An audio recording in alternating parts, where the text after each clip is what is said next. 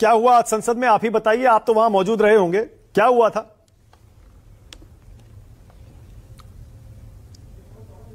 धन्यवाद मानक भाई, जय भीम। जब ये सब हुआ तो मैं आज के क्वेश्चन आंसर को पढ़ने के लिए हाउस में बैठा हुआ था। बाहर दंगल चल रहा था, सत्ता और विपक्ष के लोग अपने अपने आप को बड़ा बाबा साहब का अनुयायी दिखाने के लिए संघर्ष कर रहे थे। ये अच्छा है कि मैं अंदर बैठा था, फिर भी बाहर जय भीम के नारे लग रहे थे। मुझे कुछ वहां के कर्मचारियों ने आके बताया कि आज आपकी पार्टी के बहुत सारे सांसद आए, तो मैंने कहा कि नहीं, हमारी पार्टी का तो एक ही सांसद है। तो बोले कि बहुत सारे लोग, बहुत सारे सांसद नीले पटके पहन के आए, हमने सोचा आपकी पार्टी के ही होंगे। तो मैंने कहा ठीक है, इसका मतलब बाबा साहब अम्बेडकर का विचार बहुत सभी सांसदों तक जा रहा है, बाबा साहब अम्बेडकर की स्वीकार्यता बहुत दूर तक बढ़ रही है। मैंने इस बात को सोचा, तो फिर मैंने कहा कि चलने दो, जो करना चाहते हैं, सबको लोकतंत्र में अपनी बात कहने का अधिकार है। लेकिन फिर जो बाद में अंदर पता लगा कि भाई किसी सांसद को चोट लगी है, तो वो उन सब चीज़ों को मैं अच्छा नहीं मानता। हम लोग तर्क से, मुंह से अपनी बात कह सकते हैं, लिखित में दे सकते हैं, अपना विरोध दर्ज करा सकते हैं, और मैं इसके लिए कौन दोषी ये भी नहीं कह सकता क्योंकि मेरी आंखों के सामने नहीं हुआ। और असल घटना क्या है ये तो आपके कैमरामैन या वहां जो लोग थे या मौके पे मौजूद सांसद थे वही बता सकते हैं। अच्छा ठीक है। क्योंकि एक हुजूम था सांसदों का, ऐसा लग रहा था कि दोनों ही पक्ष के सांसद आज बाबा साहब को समर्पित हो गए और बाबा साहब के विचार के सबसे बड़े समर्थक यही हैं, जो कि सत्य नहीं। ठीक है, ओके। तो आप फिर, ठीक है, आप वहां नहीं थे, मैं समझ सकता हूं। तो फिर ये बताइए, अमित शाह का 11 सेकंड का क्लिप निकालकर जो ये कहा जा रहा है कि उन्होंने बाबा साहब का अपमान किया, आपने वो 11 सेकंड का क्लिप देखा होगा, मैंने कल दिखाया था। आपने पूरा बयान भी देखा होगा, पूरा भाषण आपने सुना होगा, मैंने पूरा बयान भी दिखाया था। क्या 11 क्लिप के सेकंड में अपमान हुआ है बाबा साहब का? देखिए मानक भाई, ये आज की बात तो नहीं है। मैंने आलू से सोना भी देखा है सोशल मीडिया पे, ठीक है। तो ये तो जब किसी को मौका मिलता है वो अपना प्रयास करते ही हैं एक दूसरे पे आरोप लगाने का। जबकि सच ये है, अगर मैं स्पष्ट रूप से कहूं, निष्पक्ष भाव से, कि वो कांग्रेस के ऊपर हमला करना चाहते थे, लेकिन जिस तरह की शब्दावली थी, वो शब्दावली में बाबा साहब का जो नाम प्रयोग किया गया और उस बात का जो लहजा था वो सही नहीं था। जो उन्होंने कहा कि भाई जितनी बार बाबा साहब का नाम फैशन के साथ रट रहे हो, अगर इतनी बार भगवान का नाम रट लिया होता तो इनकी 7 पीढ़ियों को मोक्ष प्राप्त हो जाता। हालांकि अमित शाह जी बड़े नेता हैं, लेकिन गृह मंत्री हैं देश के, लेकिन सच ये भी है कि इस देश में तो करोड़ों महिलाओं का, शोषितों का, वंचितों को जो मोक्ष का तो मुझे पता नहीं कि मरने के बाद मिलता नहीं मिलता, लेकिन उनकी मुक्ति का जो रास्ता खोला है वो तो बाबा साहब अम्बेडकर ने खोला है। शिक्षा हो, आत्मसम्मान का जीवन हो, बराबरी का रास्ता हो, अवसर की समता हो, या मैं अगर आज मेंबर ऑफ पार्लियामेंट बना हुआ हूं या देश की महिला राष्ट्रपति बनी है आदिवासी समुदाय से, देश के प्राइम मिनिस्टर जो हैं, जो ओबीसी समाज से कहते हैं खुद को, वो प्राइम मिनिस्टर बने हैं, या फिर इंदिरा गांधी जी महिला होने के बाद प्राइम मिनिस्टर बनी, ये बाबा साहब अम्बेडकर के संविधान की देन है। तो उनका कद बहुत बड़ा है, वो सिर्फ एक राजनीतिक शख्सियत नहीं थे। इस देश में जाति है और जातिवाद आज तक भी है। जाति और जातिवाद की वजह से उनको नकारा गया है। ये अच्छी बात है कि देश आजादी के 75वें साल में आज उनपे बहुत चर्चा हो रही है, लेकिन सिर्फ वो राजनीतिक नहीं थे, वो समाज सुधारक भी थे, वो अर्थशास्त्री भी थे, वो पत्रकार भी थे, वो विधि के ज्ञाता भी थे, वो महिलाओं के मुक्तिदाता भी थे, वो नौजवानों के लिए एक आइकन भी थे। और उन्होंने जिस तरह के जीवन से वो निकल के आए और खुद को साबित किया, वो मेरे जैसे करोड़ों लोगों के लिए, वो मैं अगर ये भी कहूं कि वो भगवान के रूप में ही है तो ये भी कोई गलत नहीं होगा। ठीक है, बिल्कुल सही है।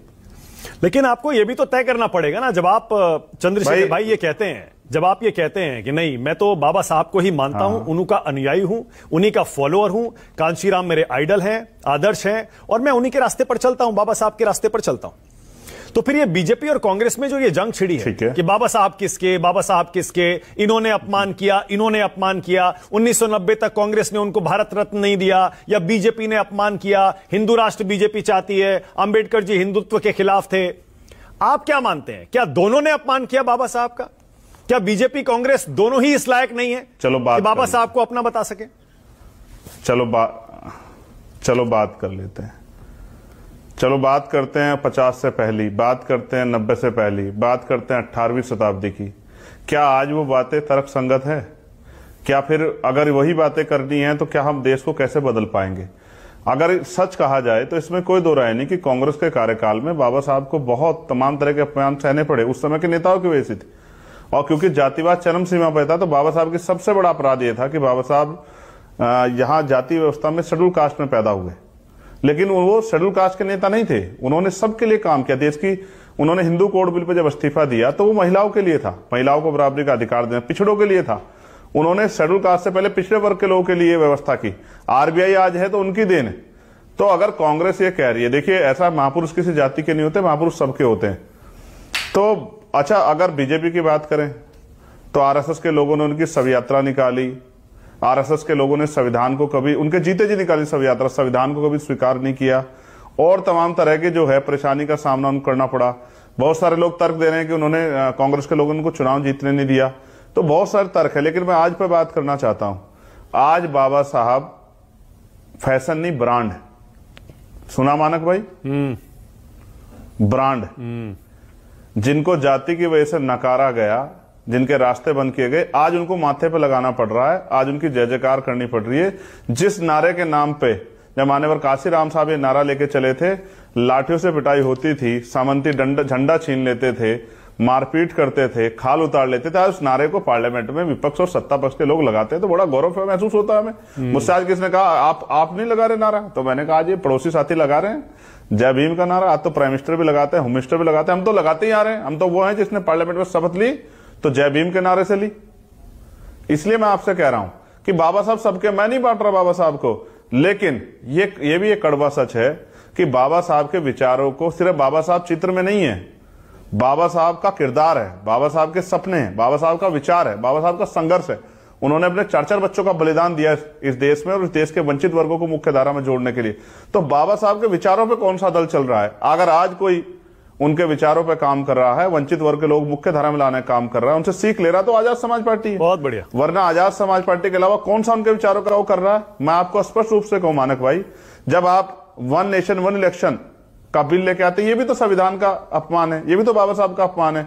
जब आप निजीकरण करके वंचितों के रास्ते बंद करते हो, आरक्षण खत्म करते हो, ये भी तो बाबा साहब का अपमान है। जब आप जो है एंटी कॉन्स्टिट्यूशनल कोई भी काम करते हो, जब आपने आर्थिक रूप से आरक्षण दिया, संविधान में जो आरक्षण का आधार था उसकी हत्या करके संविधान का वॉल्यूशन कर, वो भी तो बाबा साहब का अपमान था। तो बाबा साहब का अपमान जो है ना, सिलेक्टिव नहीं होना चाहिए कि किसने मुंह से बोल दिया या किसने तस्वीर गिरा दी। सच ही है कि बाबा साहब के विचारों का सम्मान ही बाबा साहब का सम्मान है, और बाबा साहब के विचारों का अपमान ही, संविधान का अपमान ही बाबा साहब का अपमान है। और वो तो हम होने नहीं दे सकते। उसके लिए ना हमें भाजपा की जरूरत, ना कांग्रेस की जरूरत है। मैं आपको स्पष्ट रूप से कहूं, आप जानते हैं, आपने मेरे संघर्ष को देखा है, अगर किसी गांव में कोई बाबा साहब की मूर्ति को छू देता है तो पूरा वंचित वर्ग एकजुट हो जाता है।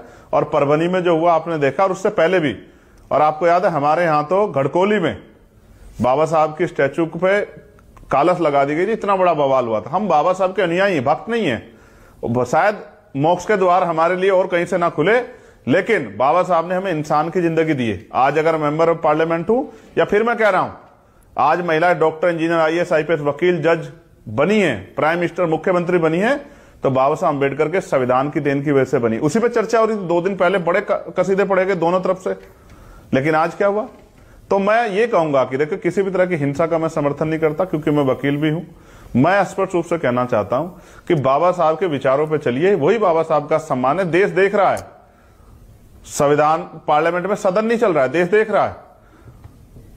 और ये ताकत देखिए बाबा साहब की, मानक भाई, कि प्राइम मिनिस्टर को 6 ट्वीट करने पड़े और होम मिनिस्टर ने आके अपनी बात रखी कि भाई मेरा ये मकसद नहीं था, मेरा ये मतलब नहीं था, मेरी बात को तोड़ मोड़ के पेश किया। ये रखना पड़ा, ये है बाबा साहब।